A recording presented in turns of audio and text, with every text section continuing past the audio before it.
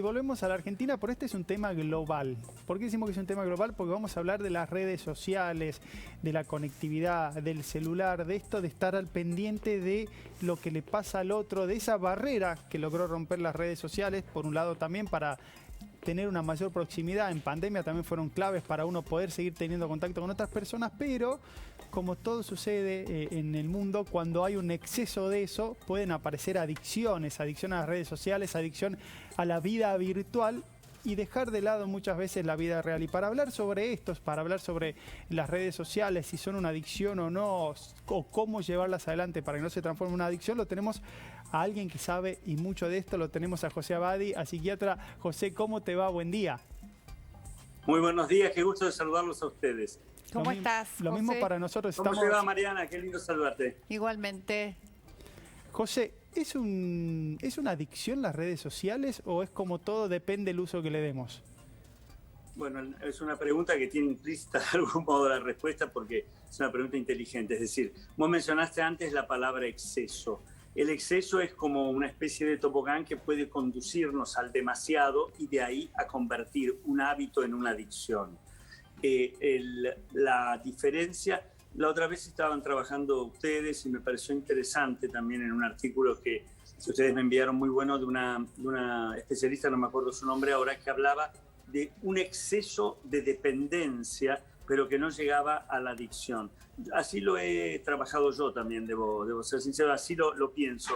Es decir, he visto muchísimos excesos de dependencia donde hay como, entre comillas, una necesidad también, entre comillas, de tener siempre el contacto con las redes o el celular en la mano o la computadora abierta, pero que no llega a convertirse en una tensión compulsiva, en una acción que no tiene capacidad ni yo de dominar en lo más mínimo, sino que quedo como un imán inmediatamente enganchado ahí y que si no lo hago, tenemos lo que se da también en las drogas químicas, que esto lo sabemos bien, el famoso síndrome de abstinencia. Claro. Y bueno, el famoso síndrome de abstinencia con todo el cortejo neurofisiológico que esto significa, que también es lo que hay que diferenciar con otro tipo de adicciones que se suele hablar muchas veces, por ejemplo, las adicciones al sexo, las adicciones a determinados deportes. Calma, hay que ver si hay allí lo compulsivo y el síndrome de abstinencia. Otro de los temas que genera la tecnología, las redes, ¿no? Es, bueno, estar en contacto con la realidad o con la fantasía, ¿no? Porque muchas veces lo que mostramos ahí en las redes no tiene tanto que ver con lo que realmente somos, ¿no? Estamos tuneados por algunas aplicaciones que cambian nuestra forma del cuerpo, ¿no? Nos hacen más flacas y después creemos que somos esa persona que está ahí y no somos esa persona que está ahí, entonces hay una gran frustración, ¿no? Claro, está muy buena tu pregunta, porque en realidad marcas un punto que se trabaja hace bastante tiempo. Había un semiólogo español, no me acuerdo ahora el nombre, que me gustó mucho, que hablaba de una nueva ética a partir de eso. Claro. ¿Qué es la verdad detrás de qué es la realidad y qué es la ficción? ¿Dónde encontramos, entre comillas, la llave que nos conduce a lo que estamos buscando? En realidad, esta especie de copamiento, si vos querés, de una realidad por otra realidad que empieza a convertirse en hegemónica, ¿no? Uno se pregunta ahora de cuál realidad hablaremos en el futuro, realidad externa, interna, subjetiva, objetiva. Aparte, los cambios que se vienen, te aviso, son impresionantes en el orden de lo tecnológico. Va a haber que trabajar eso psicológicamente, no sabes cuánto. No solamente más, cualitativamente cambios impresionantes con nuevas tecnologías que hay. Y ustedes, gente joven que están allí, lo van a ver seguramente. Pero lo interesante entre la ficción y realidad es que ahora estamos muy cerca, pero lejos a la vez. Estoy al lado, pero no te puedo tocar.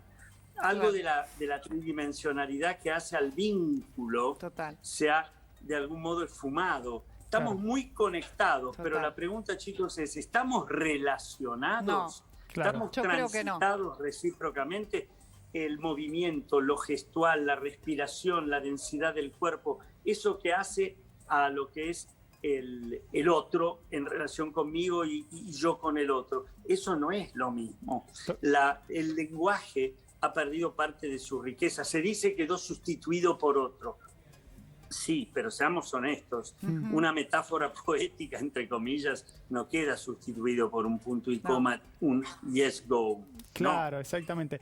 Doctor, muchas veces acá estamos hablando de lo virtual. Perdón que interrumpa. Sí. Es un exceso en un lugar, pero es un déficit en otro. Así también como este lenguaje ha permitido un contacto muchísimo mayor y amplio y una aceleración de los datos importantísimo. Pero no es lo mismo contacto que relación. Difícil llegar al equilibrio, ¿no? Sí, exactamente. Y en ese punto, doctor, estamos hablando acá de lo virtual, pero ¿qué es lo que pasa cuando eso virtual se transforma en un problema en un mundo real? Por ejemplo, la dismorfia, esto que hablaba Mariana. Se empiezan a ver casos de personas que se retocan tanto en las redes sociales que después dicen voy a que me cambien el cuerpo para realmente ser esa persona. Empieza a aparecer eso de que quiero llevar lo virtual a lo real.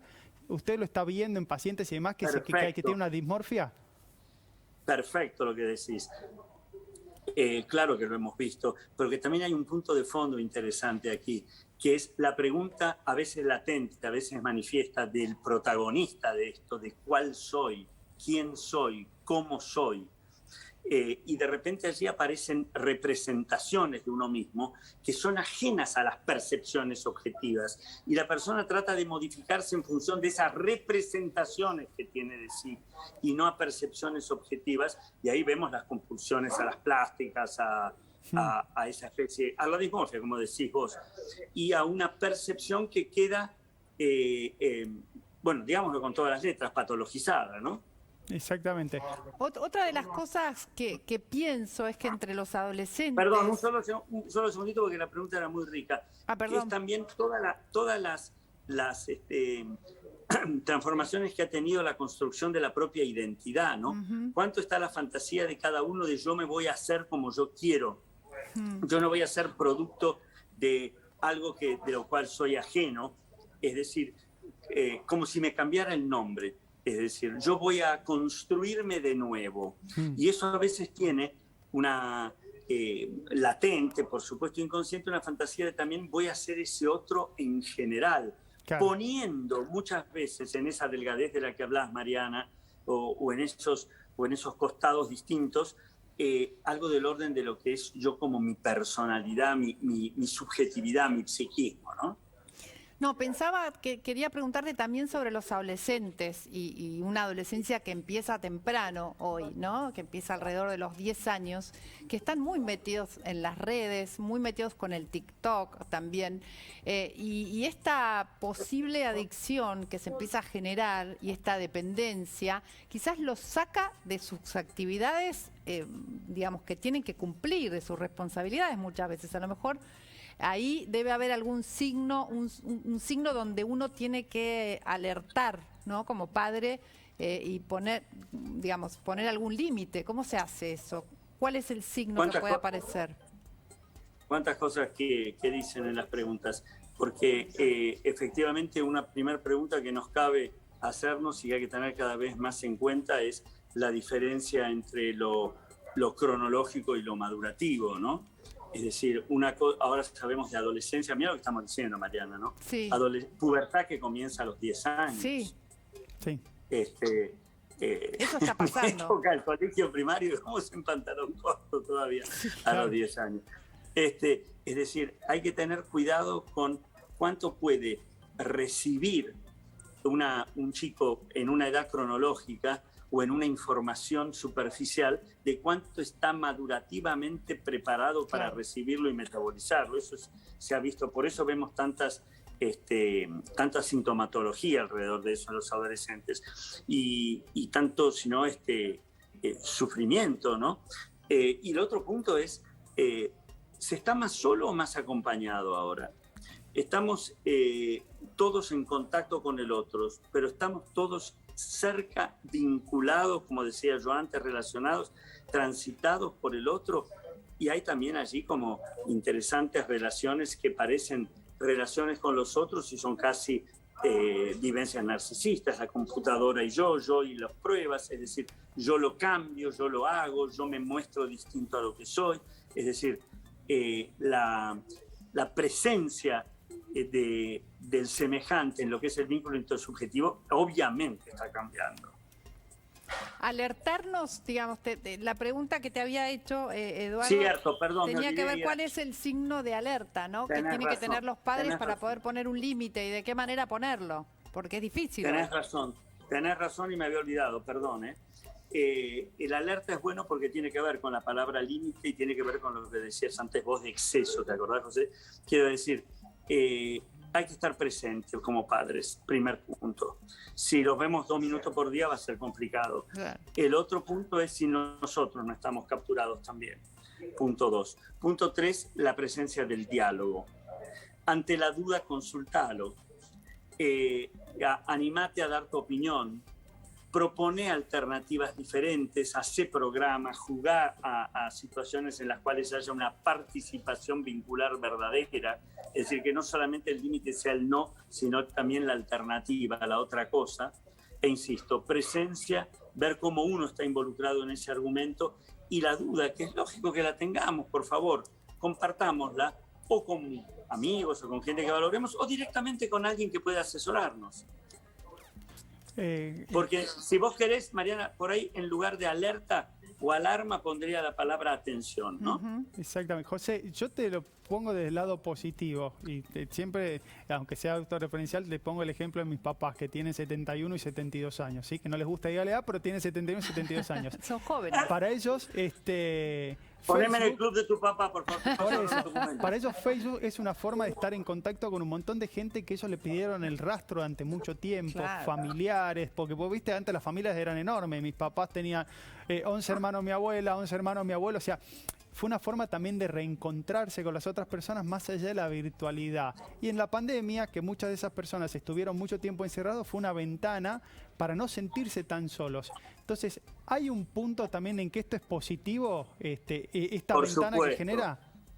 Por supuesto, y me gusta que lo digas, porque me están preguntando ustedes el aspecto sintomático, pero no olvidemos también, como les decía antes, la cercanía en términos al acontecimiento, la velocidad de la información, la libertad para poner ideas, por más que algunas sean absurdas o peligrosas, haya que tener que ver con eso, pero que está ligado a la libertad de expresión, claro que sí. Y lo otro que vos marcás, que es muy emotivo, es de repente algo parecido casi al renacer, ¿no? Porque veo a alguien que ya suponía que no lo iba a ver nunca más en mi vida, o alguien que no sabía dónde estaba. Hay como un descubrir en esa exploración algo que es dar vida, ¿no? Y eso es muy importante. Y no solamente es necesario que suceda con una persona que está en otro país, pasa directamente acá en nuestro mismo barrio, podemos no ver a una persona hace siglos, ¿no? Yo, por ejemplo, tengo cualquier cantidad de parientes, veo, pero contados con los dedos de una sola mano. Hay algo como de un renacer, reencuentro, descubrimiento, exploración que me gusta, ¿no? Que es distinto a cuando uno no ve a un amigo, viste, de hace 20 años y te lo encontrás al compañero de colegio y le decís después a tu mujer, che, ¿cómo envejeció ese hombre, no? Claro. Y ves que tu mujer hace un silencio prudente, casi cariñoso, que te está diciendo, vos también, exacto. Mi amor, lo que pasa es que no te diste cuenta. Claro, uno ve la paja en el ojo ajeno y no la viga en el propio, como dicen José. Así que, por favor, una cierta cautela en esas situaciones. Ahí está el tema de conectarse más con la realidad, José. ¿Cómo encontrar, tal cual, está bueno. Cómo encontrar ese equilibrio? Gracias por esta comunicación. Siempre es Gracias un placer. Gracias a ustedes, chicos, y mucho cariño.